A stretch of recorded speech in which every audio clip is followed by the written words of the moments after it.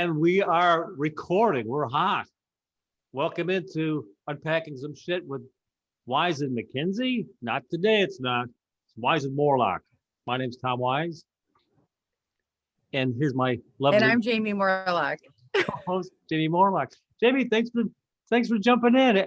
I tell you, saying yes is such a key to life, don't you think? I agree. And actually, this is a big deal for me because this is my first podcast. Really? Yes. Not only am I off the grid, this is my podcast. Yes. Well, Melinda's birthday is today, so she's taking the day off. I said, well, fine, let me just get a permanent replacement.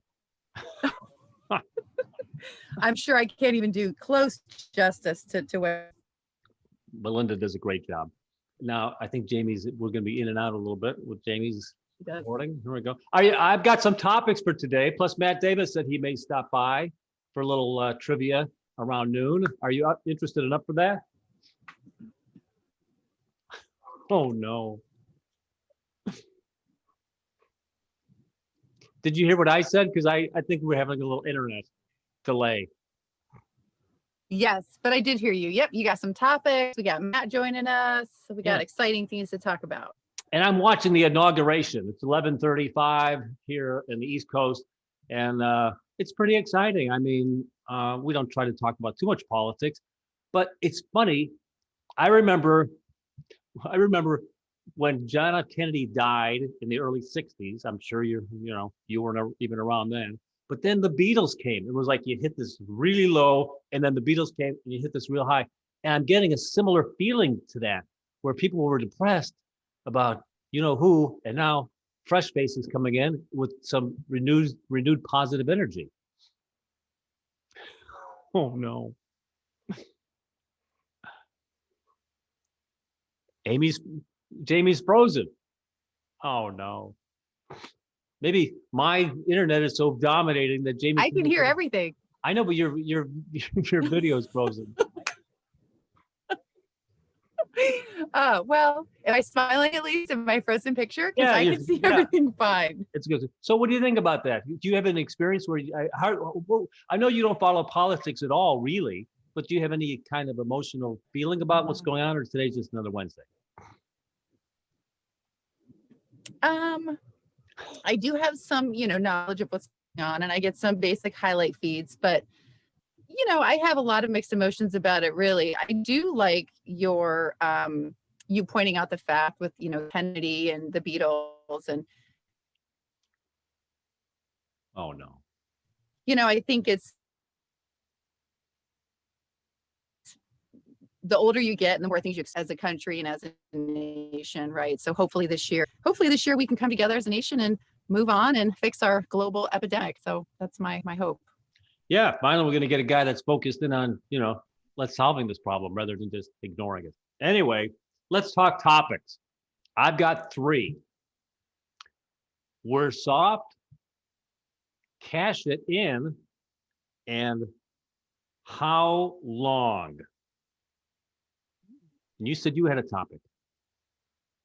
Well, because it was fresh on my mind this morning because it was freezing. I mean, there's almost frost on the car this morning, and I was talking to a few people, and it's funny the difference of men and women and when to turn the heat on and what's really cold versus hot. So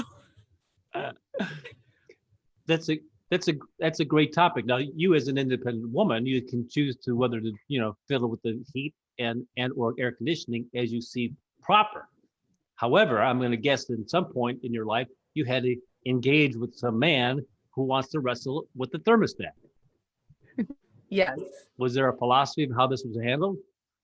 You touch the thermostat again, sir, there will be no sex. So I never did that. It's up to you. That is good, though. I'll have to remember that.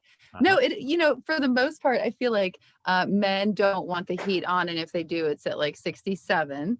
And women, we're always freeze babies. We want to crank it up.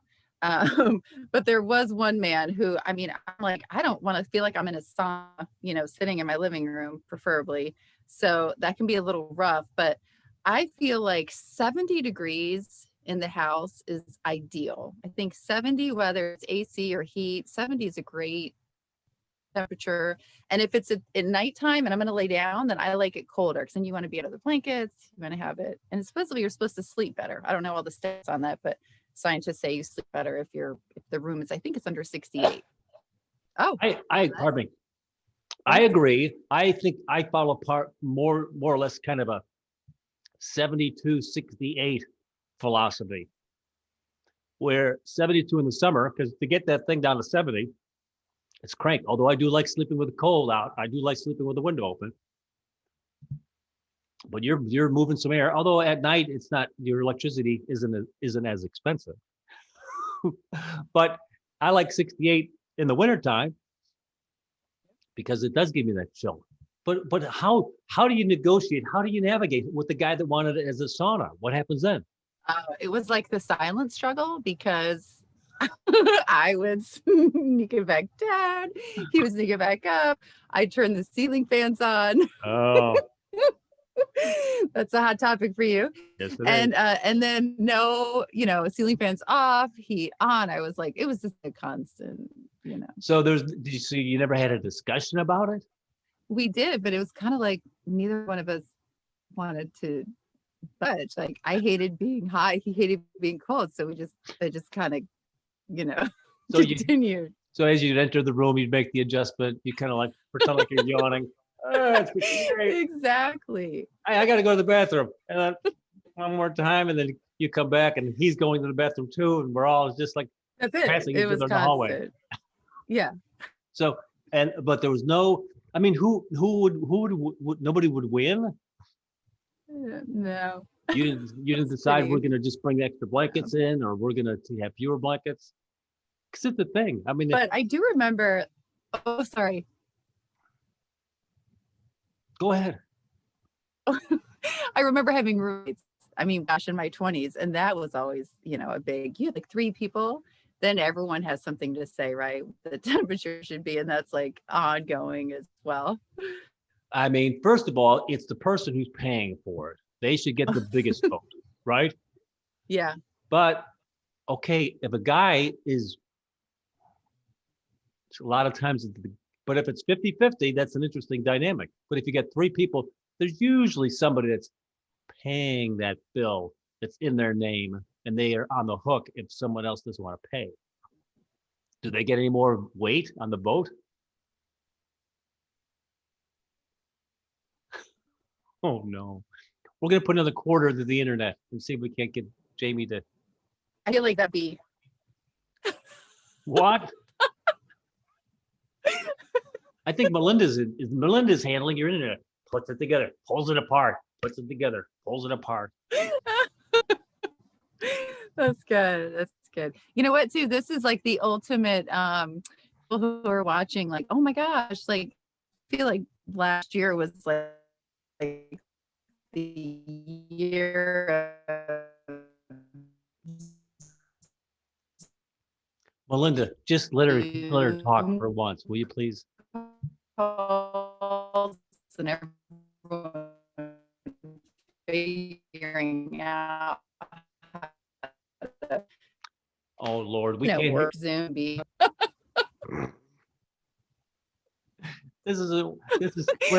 we're having a hard time hearing anything you're saying. I'm sorry to say. Is it a robot voice? Is it cool? It's mostly frozen and a little bit of gibberish. Okay, then you talk. You're the perfect wife. Mostly unintelligible gibberish and doesn't say anything. Not telling me to stop. How about one of my topics? That's what I was going to say. One of your topics. You choose. We're soft, cash it, or how long?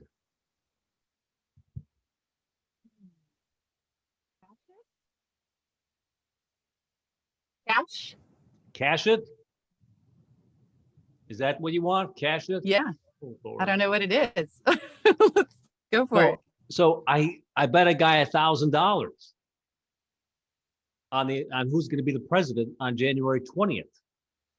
And I went back and I looked, and on January 1st is when we made the bet. I originally offered to bet $100, And he said, no, we're only going to do $1,000. So I have the check in my car.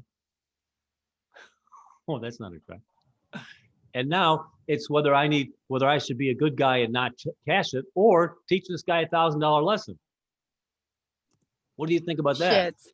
Cash it. Cash it. Nobody gets any breaks around here.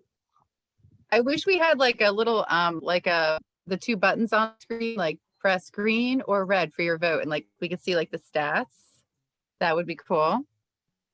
Yeah, like other people could vote as to whether to cash it or not. Yeah. Crazy.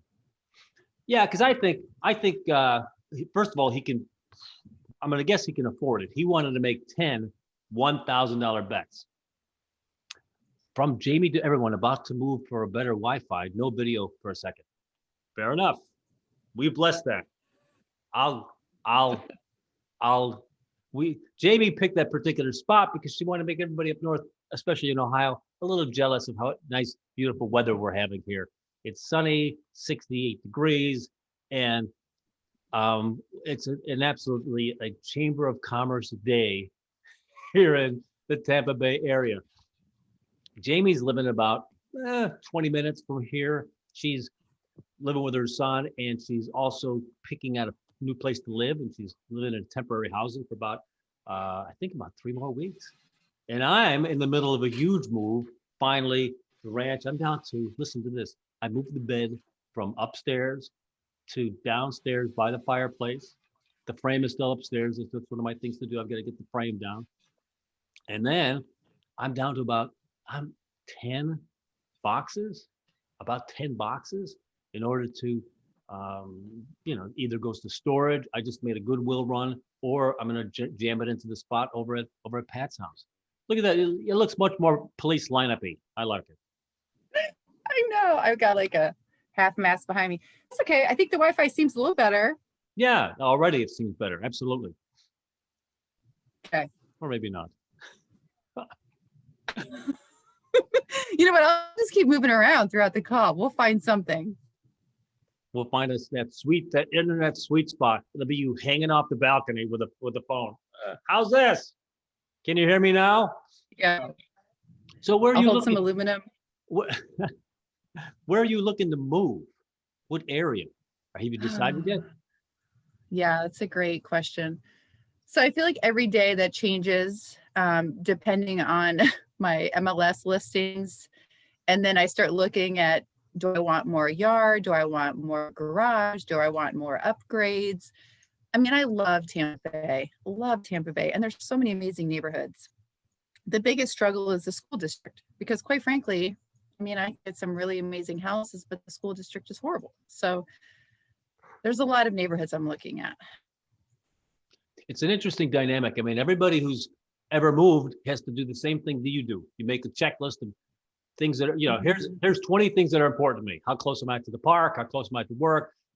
How's my cell service? So all these things, but then you've got those first 3 that they have to be served. The school district has to be served. I mean, do I have to have a grass for my dog? Do I have to have storage for my car or for my stuff for work? I mean, there's certain things that have to, do I mind sharing a wall if I'm in a townhouse? Do I have to have where does safety come in here? How about my taxes? I mean, it's all on that punch list, and you're doing that thing right now. You're living it right now about having to decide. And Conrad's probably what, 23rd on the list? Oh, he's halfway down. He's a good boy. Hopefully he'll find some friends. I mean, he'll find friends everywhere he goes. But it'd be nice to be in a neighborhood with like 6 kids his age. Wouldn't that be sweet? That's actually his number one request. He has continuously said to me, anywhere we move, can we please see if there's kids? And that's one of those things sometimes I feel like you would think it's a given, like, oh, it's a middle class family neighborhood, great schools. It doesn't always work that way. Our last neighborhood, same thing, great neighborhood, but our immediate little nook did not have a lot of kids his age. He had older kids and little, baby kids, but nobody his age. And so I pray where we go, especially like we ride his bike, and feel like he can be outdoors a little bit without me being like a helicopter mom every Right. second. What is he doing? Right. Right. No, that's important. I remember my old neighborhood where when I moved into Landsbrook, it seemed like there was a whole bunch of kids that my son grew up with. He had about 4 or 5 friends. My daughter only had one girl, actually 2 girls that were their age. But at least you got to have somebody. You have to have one kid you Yeah. can walk over and get into trouble with. Yeah, I agree. So so are you leaning one way? More? Are you leaning? Are you even thinking about leaving Tampa? I don't even have an answer for that, but I will tell you I feel like it's becoming a hot topic for me the last 2 days. It's quite shocking, the less listings, the lack of now new on the market. And even in the last week, the market's been so hot for so long that, I have a pretty variable price range. And even again, I'm very open to, I don't have this long list that everything has to have. But even I'm going to say I had 5 zip codes, there's just not that much new hitting the market. I mean, the market, I feel like, is reaching a plateau. The market was hot. People that wanted to sell, they sold, are already in the process of selling, right? Like yourself. And Right. now it's kind of like, well, where's more, right? We need more. And it slowly is drying out. And I tell you, I thought it was just Tampa, but then I looked in Ohio as well. Same thing. Same. My old neighborhood that I loved, golf course, lakes, beautiful. There was 2 listings. And Wow. one was I mean, not even like a row. It was like a fixer upper. But I'm like, gosh, the market is really.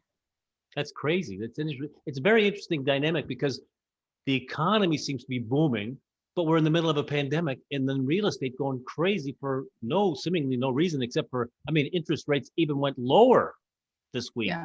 below 2%. Yeah. I wish That's I why was everybody buying. wants to. Yeah. Everybody wants to buy it now. I'm like, well, the fixins are slim. There's not a ton of options. All right. I want to ask you a question. This is my other topic. Okay. How long, if you're a single lady, let's say you're on some sort of dating site, Match.com or Bumble, or I know you're a huge fan of Tinder. No. So you take out your phone and you look, and then what? How long before you decide, and what are your factors? This is going to be interesting. I don't know if I've ever shared this with anybody. Oh, I can't hear you now. Oh, no. Okay, I can hear you now. Testing. Yes. Go ahead. Okay. I've never shared this with anybody before, so I feel like I'm kind of confessing some inner stuff here. Go ahead. This is You ready? This is the meat of the show. Here we go. All that other stuff was prelude. Okay, so if I'm just looking at the pictures, typically you have to scroll through some pictures to get to any kind of bio or who they are. So for pictures, I'm looking at, are they all selfies? Are they actually doing activities? Drinking pictures? Those kinds of things. That's my initial filter. Second, the second thing I look at is height. Oh. That, I will tell you, I probably swipe more because of the height. I don't even get any further. I do pictures, height, and then 5'3". Now, Well, even set my settings. I did set my settings to see and taller, really? but sometimes I look at the pictures and I'm like, you know what? I don't think that's really what we're looking at. Don't you think every guy should submit a picture with him in the bank or the 7-Eleven with that ruler on the inside of the door? Yes. Huh. And I'm sure every man wants every woman to be on a scale. Hey, amen to that. 200 and what? Yeah, she likes to work out. What's your definition of working out? Right. Or every picture should have like the date, and it's like Yes. imprinted on the bottom. That would be great. That would be great. Well, tell everybody how tall you are. No wonder you're interested in tall men. I'm 6 feet without shoes. And I do like to wear a little heel sometimes, although now the pandemic, I pretty much don't wear anything. I'm wearing pants. Yes. Well, that's a pretty limited category. I don't know how many men are in the United States in a certain age group that are 6'2" plus. I mean, 6%. Small. How tall are you again? I'll be 6'4" on my next birthday.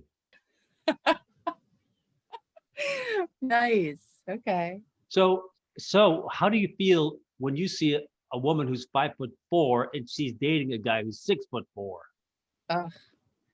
Sometimes I'm a little disgusted, especially if he's really hot. And I'm like, come on, there's so few for us already. Is your reaction more visceral if you see an interracial couple or a mixed match height couple? No height. Look at you. I don't ever, I don't ever think that. What's that? Mr. New Haircut, did you say? Yeah. Oh, Tom, did you get a new haircut? That looks great. I got the haircut the other day. And when they got to go to did you ever use these scissors that have like teeth in them? They're like for thinning? They're called thinning shears, and they are a nightmare for women. Well, I'm just telling you, when I saw she had to go for the thinning shears, that means I've made a dramatic mistake and I'm trying to fix it with these thinning shears. She's thinning, patting it down. I look like I'm out of prison, right? This is good. Fresh off of parole. That's me. No, you don't look like that. Yes, thinning shears. I feel like that could be a whole 20-minute conversation. Really? I know you like to cut hair. You never cut my hair though. Yeah, I have a fine-tuned my skills with again COVID, but I will tell you, thinning shears, if you are at a salon or at the barber and you see those come out, you should just run out of the chair. Why is that? I'm still recovering. So thinning shears for women, if you have any layers, which you can see, I have a few different layers here. Once they go, let's say above your ears here, do you know how long it takes for your hair to, then it's not even. I mean, what woman wants a thinner hair? I can see we're a guy. This is incredible conversation. Thinning shears.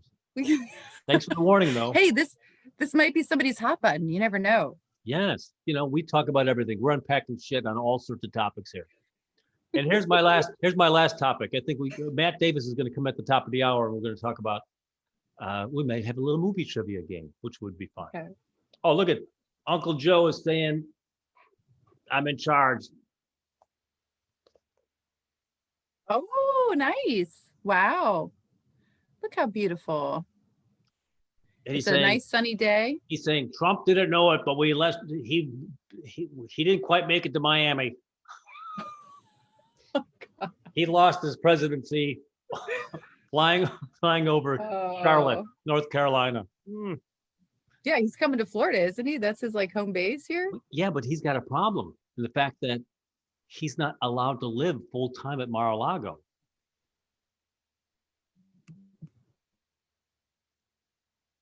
Uh-oh.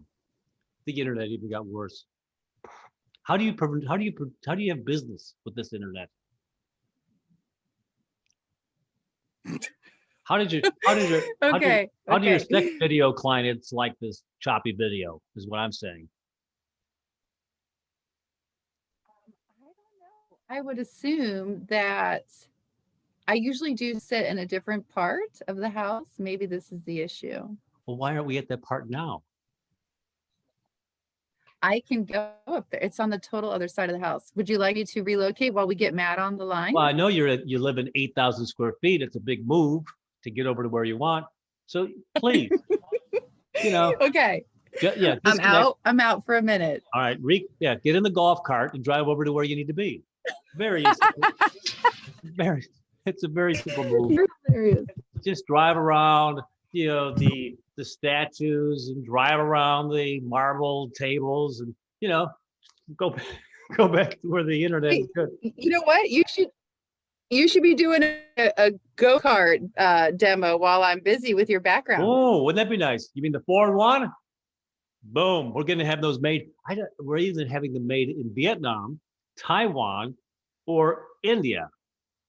It's going to be an interesting it's going to be an interesting decision what's going to happen next.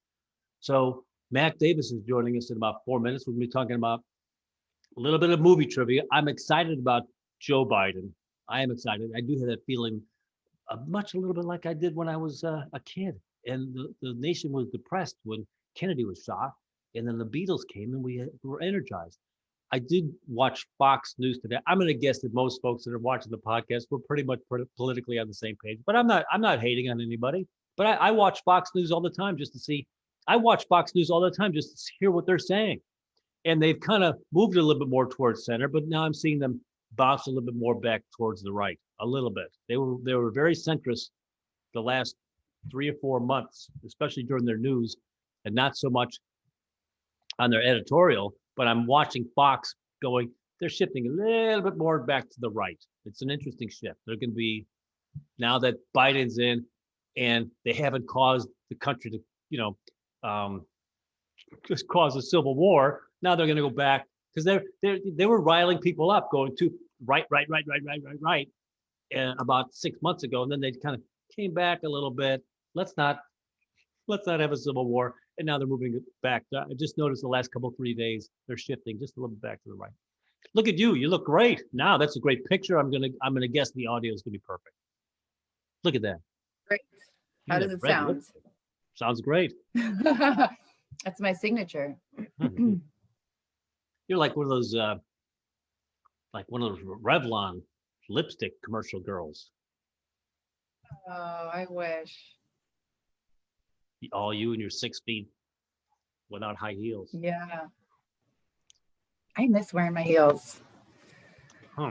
So we're talking about how long you take to evaluate. So if it's not, what's the minimum height? 6 feet is the minimum, but that puts me at eye level. But because most men aren't really 6 feet, I tend to do 6'1" or 6'2" per their what their bio says. But that's why, like I said, I feel like that sounds kind of shallow. I'm like, pictures, height, and then that's my first elimination round right there. If I do pictures and I say height is good, the next thing I look at, have or don't want more, or have none. Do we know, you know what that is? Yes. So you want 3 more children? No, I want someone who has. The magical answer is have and don't want more. Right. What if now, how about a man who is your age but has a 3-year-old? Very common, actually. Mm-hmm. And? Yeah, I'm okay with that. I think then I start looking at other things, which that's my next eliminator. I actually have on my bio, that's the last thing I have. I think it says something like, if you are newly divorced or fresh out of a relationship, I am not available. It's that emotionally healthy thing. So it's just kind of a slight potential red flag, right? Especially if they have like a 1-year-old or a 2-year-old. I'm like, oh boy, like, are you even really? Oh, your audio's going bad. The picture's great. Magic spots. There we go. Now you're back in. It's Belinda. I just said something so witty. Unplugging. What? I just said something so witty. It was amazing. I heard you were saying something about if he's got a 1-year-old, and I agree with you. I didn't think I was right to go out. I mean, immediately when you get divorced as a man, I'm going to guess as a woman, you need to get outside. Divorce has probably been crushing, and it's been a shitty 4 or 5 years because you had a bad relationship, you couldn't repair it, and now you're getting out of it, and everything takes time, and you just want to get out at the end. But I really wasn't right until almost 3 years after I got divorced. I feel like everybody thinks they're right? Yeah. Like, I'm good, and then no. Oh, somebody's on the call. But you're hungry for change. Matt Davis joining us right now. Hello.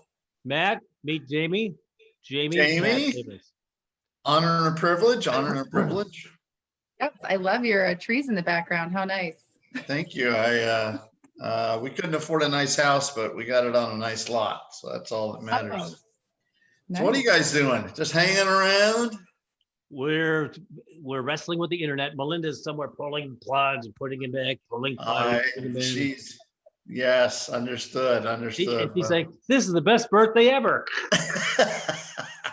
You guys have a nice, smooth show. Well, I'm happy to be your first guest under the new president and vice president. They've just inaugurated, so it's official. It's done. It's over. I can go cash that $1,000 check now. That's right. Congratulations, Tom. Can I borrow $999? Absolutely not. Okay, very good. Well, Jamie, it's nice to meet you. I hope you're up for some trivia. Are you a movie fan? Are you a movie watcher? Sometimes, yeah. I surprise myself sometimes, but I'm glad this isn't Pictionary because I suck at that. So. Okay. Very good. Is there like a buzzer? No, there is a buzzer. Yes. You'll go first. You'll go first. Tom always lets the ladies first. Every lady that's been on the show has always gone first. That's exactly right. It's always And then he uses that against them later on. Okay, so we're going to talk about the films of the year 2000. I was trying to pick a year that everyone would know. I know I was certain that you were not anywhere near the advanced age of Tom Wise, so he could talk about films from the 30s when they came out. That's right. Nickel popcorn. See, you get free popcorn with every movie. So we're going to talk about films of the year 2000. We're going to talk about, I've got two trivia questions today. One is we're talking about box office, like what was the highest grossing films worldwide? So highest grossing films, which one was the highest grossing film in the year 2000? Okay. And here are your choices. There are three choices. A little film that I like to call Tom Hanks' best, Castaway, a little film called Castaway, 2000. By the way, I will give you a little extra information, whether I'm misleading you or leading you.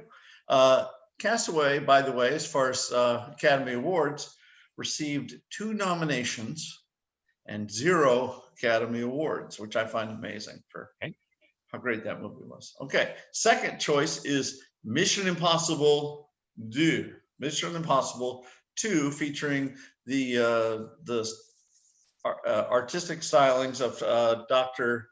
Tom Cruise and Ving Rhames, one of my favorite actors, because we have a very similar build.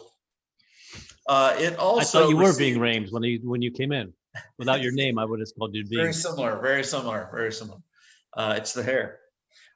It received 0 nominations and 0 Academy Awards. The Academy doesn't like popular films. Go ahead. Mission Impossible 2. I don't know if you saw it, but it was crazy. I mean, it was like action, like yes, crazy. Number C. That was A, Castaway. B, Mission Impossible 2, and C, Gladiator, which I thought was a great movie. All the same year? All in the same year, all in the year 2000. And that, of course, Gladiator, by the way, won 5 Academy Awards on 12 nominations. Wow. So you have Castaway, 2 nominations, no awards.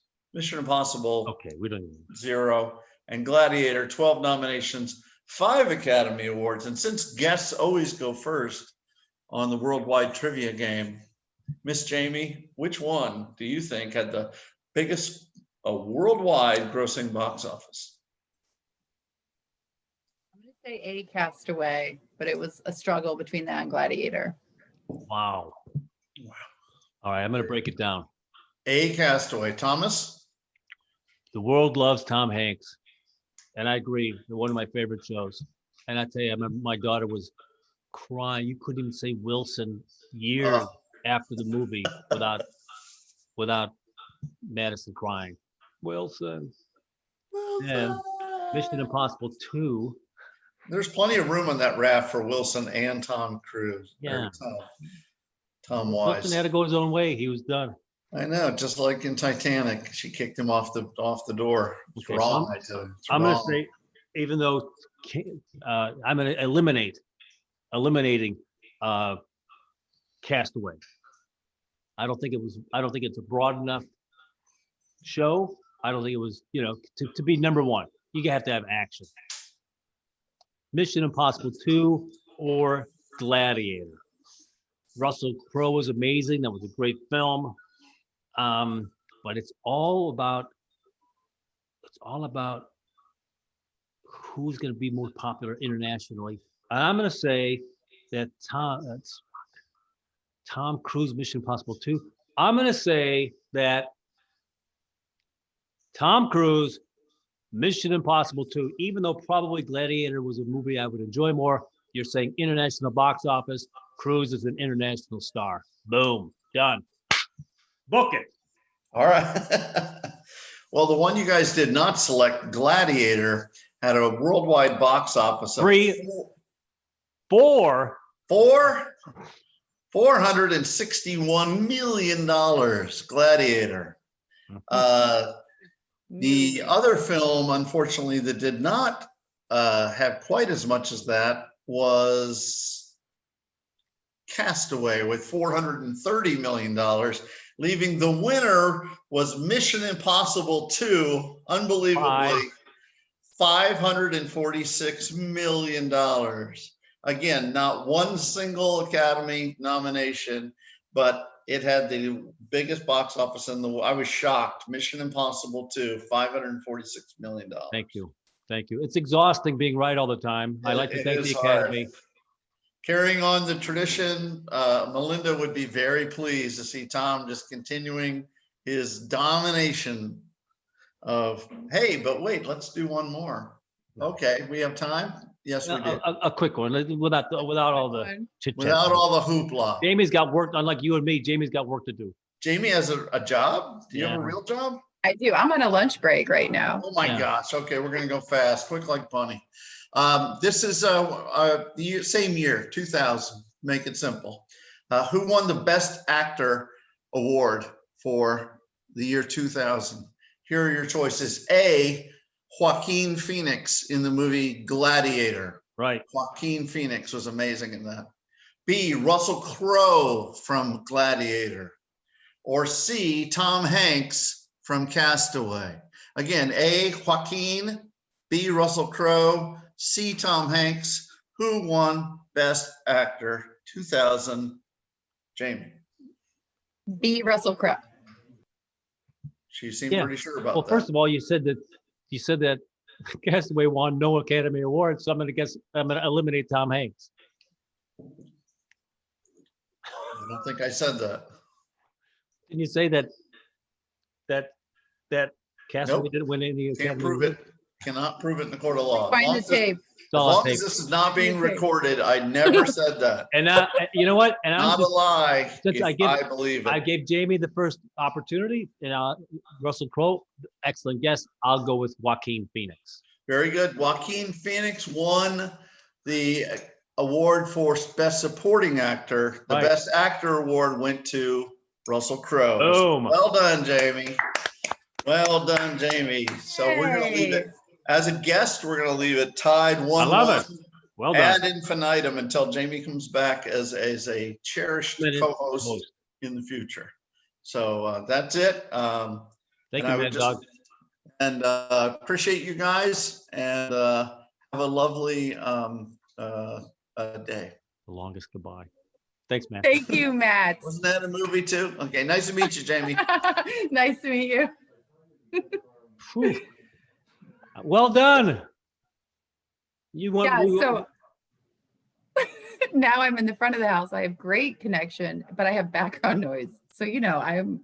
Are you calling Conrad background noise? No, there is other background noise now, but it's real life. Amen to that. Well, I'm gonna wrap it up. I thank you for joining us today, Jamie. And I'm glad we finally got a good connection. Yes, me too. Thank you, and have a wonderful afternoon. All right, stay there for a second. And as I say, we're wrapping it up. My name is Tom Wise. It's Jamie Morlock. Thanks for unpacking some shit. That's another one in the can. And happy birthday, Melinda. We will see everybody on Friday.